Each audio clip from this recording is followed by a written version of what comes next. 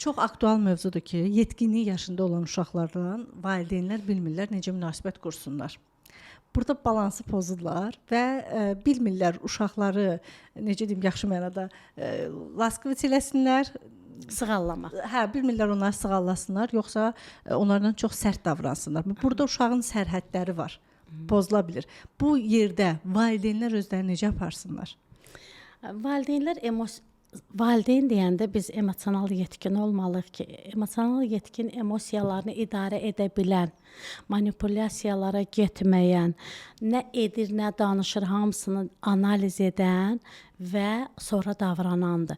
Valideyn burada emosiyalarını idarə etməyə bacarmalıdır. Düzdür, mən çox hirslənə bilərəm, sonra küsə bilərəm uşaqdan. Elə var analar küsür və çox cəzalandıra bilərəm. Çox şeylər ola bilər.